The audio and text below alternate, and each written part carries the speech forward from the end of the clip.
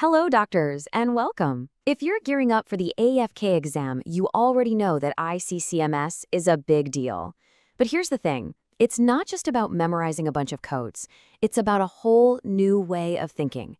So in this explainer, we're going to break the entire system down, step by step, into a logical flow you can use to nail any question that comes your way. You know, this quote right here, it really gets to the heart of the problem. For so long, we've talked about caries in terms of the hole we're about to fill. A class 1 cavity tells you where the hole is, sure, but it tells you absolutely nothing about the patient's actual disease risk, or if the lesion is even getting worse. That's the gap, the big diagnostic blind spot that ICMSM was designed to fix. Okay, so here's our game plan. We'll start with the big picture, the core philosophy behind it all. Then we're going to walk through the exact clinical workflow. First, who's the patient in your chair? We'll assess their risk. Second, what are we actually looking at on the tooth? We'll stage the lesion. Third, is it actually progressing? We'll figure out its activity. And finally, the big question, what do we do about it? We'll tie it all together to make a smart management decision. Let's jump in. Right. First things first, we've got to understand the fundamental shift in thinking here. ICCMS isn't just another way to label cavities. It's a total framework for managing caries as a disease, where the #1 goal is always preserving tooth structure. So here's the official definition, and for your exam, you really want to lock in on the keywords health outcome focused and personalized. The whole system forces you to connect 3 critical pieces of information: the patient's overall risk, the specific stage of their lesion, and whether that lesion is active. Once you connect those dots, the right tooth-preserving treatment plan pretty much becomes obvious. So the very first step in the ICCMS process, it actually happens before you even pick up an Explorer or a mirror. You've got to start by assessing the patient's overall risk for caries. This is so important because this context, this big picture view, is going to frame every single decision you make from here on out. These right here, these are the major red flags. For the AFK, you absolutely have to know these 5 factors like the back of your hand. And here's the key takeaway. If your patient has just one of these, say xerostomia from radiation, or you find 3 active lesions, boom, they are automatically classified as high risk. There's no gray area there. So it's pretty straightforward. Got one of those big red flags? You're high risk. On the flip side, you have a patient with fantastic oral hygiene, a low-sugar diet, gets regular fluoride. That's a low-risk patient. But let's be real. Most of our patients are going to fall somewhere in the middle. They're not perfect, but they're not a disaster either. That's your moderate risk category. All right, so once you've figured out the patient's risk level, now you get to zoom in on the tooth itself. This is the classification part of the system. We're going to figure out how severe the lesion is by staging it. And we do that by combining what we see with our own eyes and what we see on the X-ray. This breaks down the clinical progression so well. Code 0, obviously a healthy tooth. Now, the big difference for an initial lesion, that's codes 1 and 2, is there is no break in the enamel surface. The second your probe gently detects that first bit of localized enamel breakdown, you've just crossed the line into a moderate lesion, which is a code 3 or 4. And of course, once you can literally see the dentin, well, you're in the extensive stage, codes 5 or 6. Now we bring in the X-ray. And listen up, because this is a huge point for the exam. Look at RA3.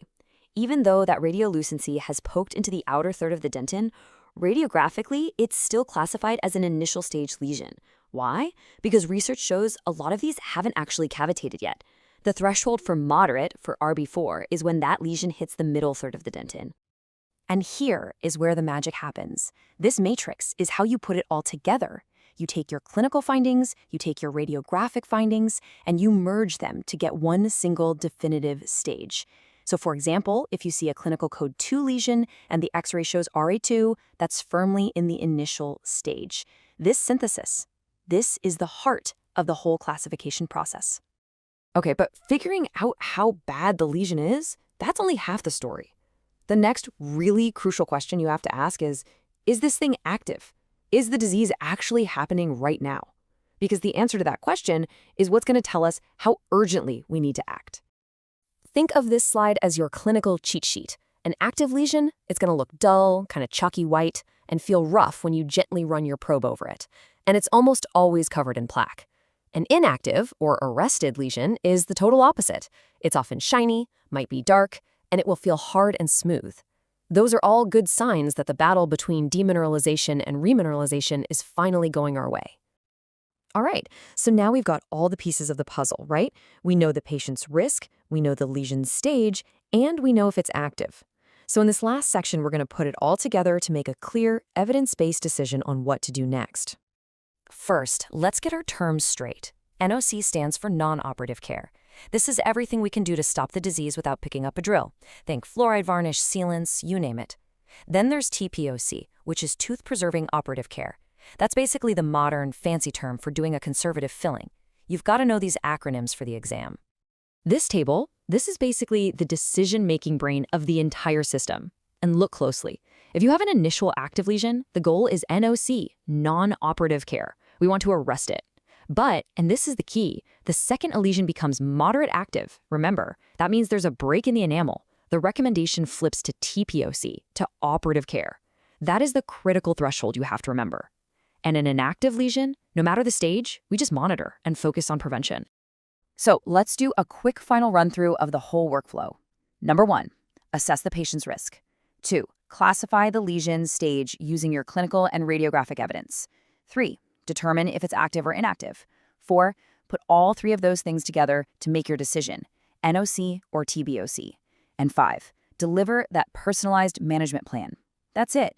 That's the entire ICCMS process in 5 logical steps. So, if you take away one thing, let it be this. ICMS fundamentally changes what we're aiming for. We are not just fixing holes anymore. We are disease managers. The real goal is to stop the caries process dead in its tracks and to keep as much of that natural tooth there for as long as we possibly can. That is the whole philosophy. And with that, we're at the end. I want to leave you with this question to chew on as you study. When you reframe your job from just restoring a cavity to actually managing a disease, how does that change things? Not just what you do with your hands in the clinic, but how you talk to your patients every single day. Good luck with your prep. We'll see you in the next explainer.